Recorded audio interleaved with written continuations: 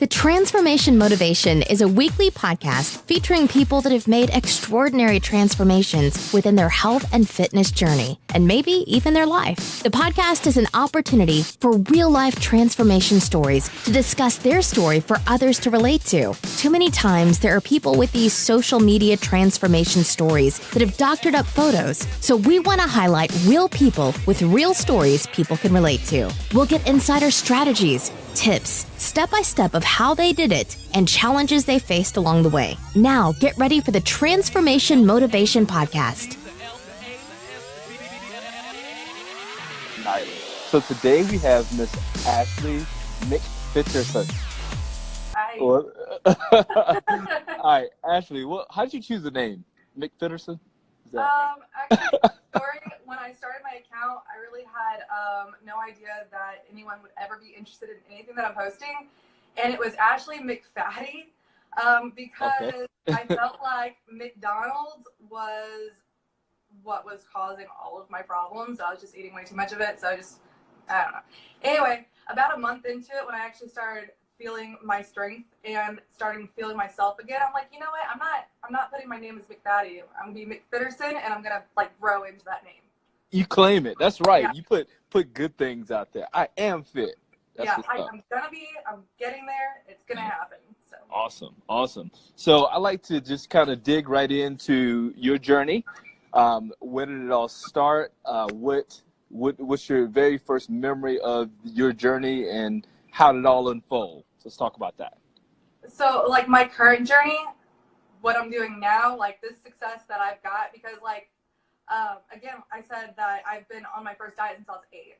And I've had some short successes here and there, but generally I'm an emotional binge eater, and I have been since I was a child. Okay. And so I would lose weight, gain weight, lose weight, gain weight. And then with each child, I gained even more weight. So it was in 2015 that I got to my highest. I was 308 pounds. And I knew I needed to change stuff. We were trying to conceive our third child, and it just wasn't working.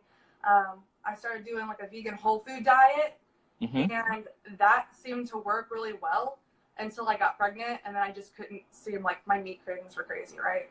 So Gotcha. I had a baby, and I had this big plan in 2017. I was going to go back to eating a vegan diet, and the weight was going to start coming back off, right? No problem. Except I couldn't stick to it. I could not get past my cravings. They were so intense. I couldn't stop eating. I was binging every single day, and I'd already gotten all the way back up to 296. I had gotten down to 250 before I got pregnant with a third. So I started looking at the internet for inspiration, trying to find what worked for other people, because this wasn't working anymore. I came across Fat Girl Fed Up and a couple of other these Instagram, the really large weight loss Instagram accounts, and I thought, oh my goodness, these people have lost 10 times more weight than I need to lose, and they did it all on their own without the surgery, and they're rocking their lives. They're living. I just want to be in a place where I wasn't in pain anymore, because I had developed arthritis in my back. I honestly could hardly tie my shoes or put on my pants in the morning. I just wanted to be happy. I didn't even care at that point when I first started, to run a marathon. That was never in my goal set. My goal set was just to get to a place where I could live my life normally. And so I joined Her Diet Bet, which is a 4-week-long thing where you have 4 weeks to lose 4% of your body weight. And I thought, okay, I'm going to stick to a diet for that whole 4 weeks. And at the end of the 4 weeks, instead of just giving up like I always do, if I don't like what I'm doing, then I can change the plan. Because my past, I would always just give up. If it was too hard and I wasn't happy, I would just give up. And giving up for me meant going back to binge eating every day, which means you put on all that weight and then some. So I picked a diet, which was keto. It was really, really popular. It still is really popular for rapid weight loss. And again, I was having so much pain that I needed something that was going to work fast to see results. And I didn't count any calories. I didn't count any macros that first month, and I still lost 23 pounds just by taking away the carbs. Still ate very, very large portions. Gotcha. That's what kept me out of my kids' food. That's what kept me out of my husband's food, making sure that I felt fed and satisfied.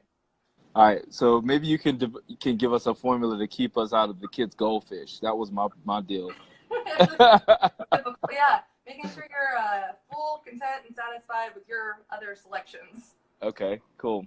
All right, so we got pretty much the main part of the journey, I guess.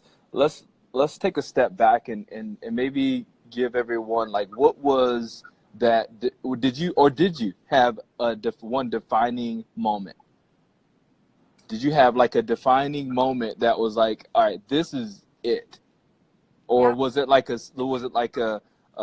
kind of matriculation to that point? Was it like kind of a step by step journey to that point? There was a real build up to just needing to, because honestly, my life, the way I was going, wasn't sustainable either. I was getting sicker by the day. I was becoming more in pain by the day. I was having a harder time keeping up with my children and my family. My brother had a couple of strokes when he was 29. Wow. Poor life choices, unhealthy foods, hypertension, and insulin resistance, to the point where his blood was too thick. And anyway, a lot of things happened, and he had 3 really debilitating strokes when he was 29. And I was coming up to my 29th birthday. I was facing my 29th birthday, and I have 3 babies to take care of. And nobody, there's no one there to take care of them if I'm not. So I knew that it had to happen. And once I found those other women's stories, I felt so inspired. And for the first time in my life, I felt like maybe I could do it for real. Not just a little bit, not 20 or 30 pounds of it like I always have, but maybe I could actually get to a good, healthy weight and show my children how life should be. Wow. That's great. I mean, you said, so it sounds to me like the 3 strokes thing was like your defining moment. Yeah. That's major. I mean, so did he battle with obesity at all? Like, or was it just? Yeah, we both were raised on basically nothing but fast food. Our mom was a hardworking single mother for most of our childhood, and Lord help her, she didn't like to cook, so we got a lot of fast food. And whereas I've been a little bit more active, he was still single, and he played video games a lot, so there wasn't a lot of physical activity. And so when you compound it with hypertension that he's had since he was a child, and the out of control blood sugar levels, I formed clots. And so like, while I wasn't there, I knew that the way my health was going, I wasn't far off. Gotcha. I didn't want to bring him in my 30s that way. Sure. Absolutely not. I mean, that's a really big defining moment, I think, when you can experience it that like it hits that close to home, You're right. He lived such a similar lifestyle. Outside of, I'm a little more active only because I have to be with children. Mm-hmm. Outside of that, I didn't really do anything. I was a stay-at-home mom, so I could sit around most of the day. And I mean, you said something that was really like, if I could drop a bomb, that would be like, if I had a bomb sound effect, I would drop it right when you said it. But you said something that kind of alluded to legacy. Having like creating the right message for your family, essentially. Like, it sounds like that's a big. Is that like your reason why? Like what? So important. I don't want my kids to have to. They shouldn't have to think about their weight. That's really not. I just want them to see how you live healthy, and then that's just how we live. I don't want them to have a constant fear of gaining weight or not being the right size. Girls have enough of that as it is. And I didn't want to contribute to that problem also by feeding them the wrong foods and by not showing them how to take care of their bodies. So I'm trying to hopefully lead by example here. Gotcha. All right. So and like up until this point, like from when you first started, I was looking at different pictures, but it looks like you've lost almost 100 pounds. From my highest weight, I was 308, and I am currently resting around 180. Wow. So, I got down to 170 in October, but I'm working on getting back there. Holidays hit me. So that shows you guys she is a real person. She's not just like working out, all the time. Right. So, that's a whole different person. So what's your biggest challenge, I guess, in losing that much weight? I mean, you've gotta be experiencing life a little different. Like, explain that to us. Oh man, my life is done a complete turnaround. So prior to my weight loss, my day consisted of getting up, getting the kids dressed, getting them to school, then coming home and napping with my baby or watching Netflix or, doing some minimal housework just to get by. And then, yeah, I'd go get the kids from school, come home, and then sit down and watch some more TV. I cannot tell you how many hours of television, like, that was my life. I think I was living vicariously through these stories. Wow. I literally, I mean, I would get down on the floor and play with the kids for a little bit, but my back would hurt so bad after 15 minutes that it just didn't last long. And so then I needed to rest, which was sitting in front of the TV again for the rest of the night. And so that didn't change right away because it started with my diet. I was in such a place that I didn't really have any energy. I had so much pain that, like, the few times I tried to work out that first month, I was trying to do a plank and I couldn't hold it for 5 seconds. Wow. Collapsed and in pain. And so I tried to get up and then I pulled my back. So that was a thing. But I would say about 3 weeks into the keto journey of getting rid of my sugar addiction, I had this skyrocketing amount of energy just out of nowhere, to the point where it was almost difficult to sleep and that it was way too difficult to sit still. And so that's when I first was like, okay, I need to do something then. I finally have that energy that I've complained about not having for years, so I might as well use it. And so I started taking the baby for walks, and I started just deep cleaning the house. Like, I'm talking about scrubbing hands and knees, like things that I never cared to do before, Yeah. With all your energy. I started doing some calisthenics, some jumping jacks, some squats. Like, I could feel myself get a little bit stronger each time. I didn't do any workout videos because I knew myself that I get frustrated when I don't feel like I can keep up. Gotcha. So I just looked up what kind of exercises I wanted to do and then just did as many of them as I could until I dropped. And then as it going, I felt so much stronger. And finally I'm like, all right, I can do anything I want to do. I'd already lost at that point maybe 60, 80 pounds, something like that. And I'm like, I'm going to start running. That's the last thing that I've never been able to do in my life. I've always said, I can't run. I'm not a runner. And so I downloaded the Couch to 5K app and I started running. And I can now run 13 miles straight. Wow. And I've been trying to implement some more weightlifting, but it is, I get stuck between whether I want to spend an hour, 2 hours on cardio or if I want to go lift, but I try my best to do both. Gotcha. All right, look, you alluded to something that's, like, really important. This is like, whenever a new client comes on and I do any kind of online coaching with them, I have a list of things to eliminate, and, like, sugar is number one. Oh, it's so hard. But like, talk to us about. I'm sorry. Talk to us about, like, how severe a sugar addiction can be. You won't even realize that you have it, but then you stop drinking or eating the sugar and suddenly you have severe headaches. And yeah, you don't feel good. And you're not really sure why, but you just want to eat whatever's in your cabinet. It doesn't even matter if it's like, I think I once wanted to eat a tub of icing. And I'm like, why? That's not even good. Like, that's just, but your body makes you want the sugar. And you really have to keep yourself preoccupied, busy. Okay. Keep yourself busy so you're not sitting around. Get rid of it if you can, but I know if you have kids, things like you said, goldfish, sometimes it's hard to get rid of those little snacks for the kids that do have some sugar in them. And even if you don't think they're sweet, they're still hidden sugars. There's still sugars. Yes. Yeah. So what about, like, drinks and stuff like that? Do you find, like, those coconut waters and things of that nature, just, like, sugar popping up in every little thing? Oh, I used to drink Frappuccinos from Starbucks, like, no joke. And I had no idea. I think there's like 100 grams or more of sugar in those things. Yeah.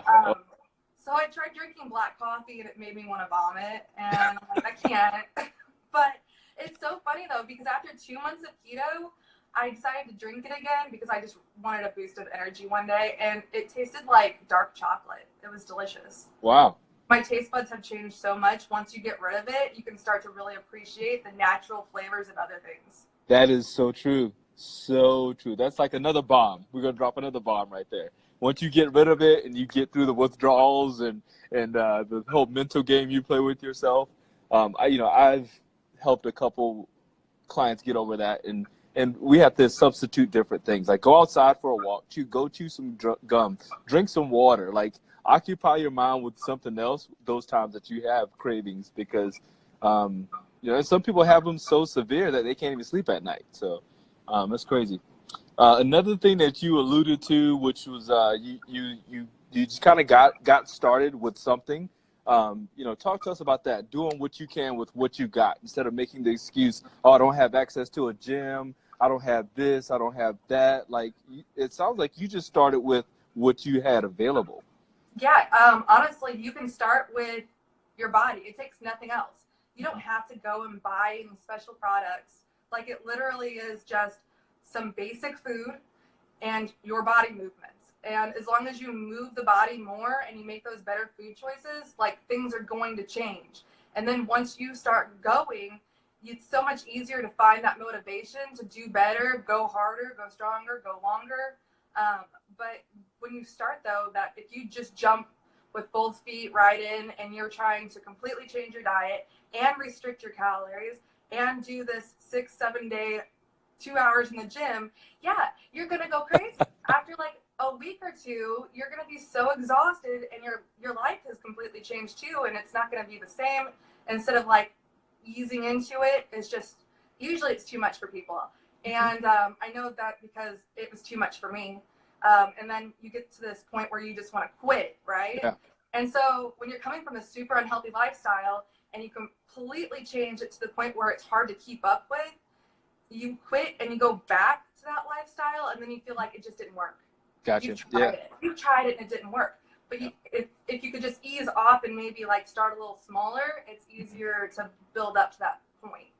I got you. It sounds like you're all about small wins. Like, let me just start with that one thing, and then let me just once I've mastered that one thing, let's add something else to it. Like, you mastered the running, so you got that down. Now let's add some weights to that, because I've conquered running and I feel a certain level of confidence that comes from just achieving those wins. Whereas if you have all these things that you're supposed to be doing and you barely did one or two things, you feel defeated, right? Yeah. Well, I have a hard time staying focused on several things. That's just part of who I am as a person. Like, you can see my house and you know that like one room is amazing and immaculate, and the rest of the house is a little messy, but because I only focus on like one tiny zone at a time. And I'm the same way with my health and fitness. Like, if I try to I want to go hard with whatever I'm doing, right? But you can't go 1000% into 10 different directions. Into like 10 different things. Yeah, you'll just explode, right? So, so for me, yeah, it worked really well to first zone in on my diet, get that kind of under control. And I did it in a way that I didn't have to restrict calories and portion sizes in the beginning while still getting results. And then I added that in as I went too, because whenever you get rid of that sugar, you get rid of that food addiction, it's easier to rein in the portion sizes after a while. But if I would have tried to restrict portion sizes the same time I tried to remove carbs altogether, I think I would have felt like I was starving myself, even though that wasn't the case. And then, the same way with my fitness. I started with just some at-home bodyweight workouts, and then I moved on to walks and running, and now I'm trying to add in some heavy lifting because I have some physique goals that I want to hit. But the body fat goals, I like it. So talk to us about like I like to get into something that I find is like a common thread with every one of my clients that have achieved great results and everyone that I have on a podcast. It seems to be a common thread. It seems to be that they have daily habits that they do on a daily basis that helps to create the success. So what are some daily habits that you have or that you embrace currently that you would attribute to you reaching your success, and that you would even recommend that others incorporate into their lifestyle? This one's going to sound really strange and not health and fitness related, but make your bed. Make your bed. Start your day by making your bed. I never made my bed. I'm going to write that down. Make my bed. I never made my bed. Now every day I wake up and I made my bed, and before I even step foot out of my room, I feel like I've done something. Okay. And it helps set the tone for, you know, so I do intermittent fasting. I don't eat breakfast. I eat generally between 1 p.m. and 8 p.m.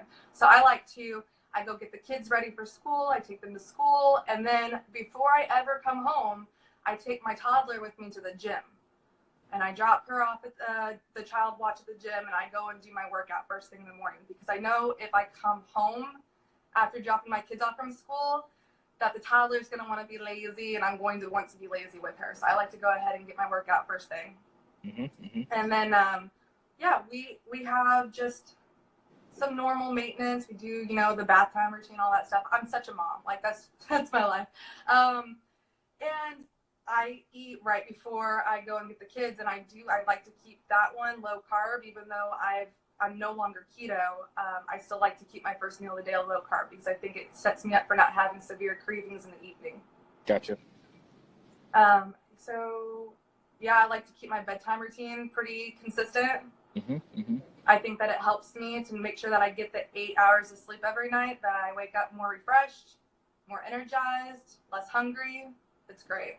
All right. So it sounds like making your bed, starting the day with one major win. Yep.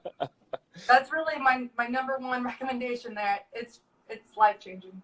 Make your bed. Gotcha. Make your bed. All right. So what about within your journey, where have you received the best advice, and what was that advice? Oh man, that's hard.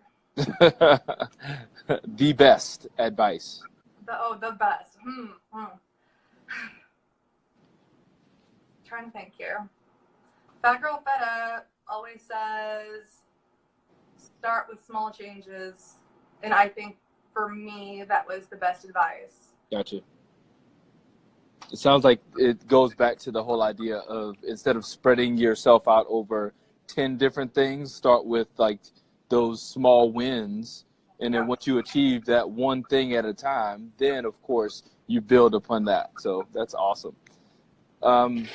Let's talk about, since we're talking about, you know, transformation, motivation, what is something that you listen to, you watch, you read, or that you do that helps you to get motivated?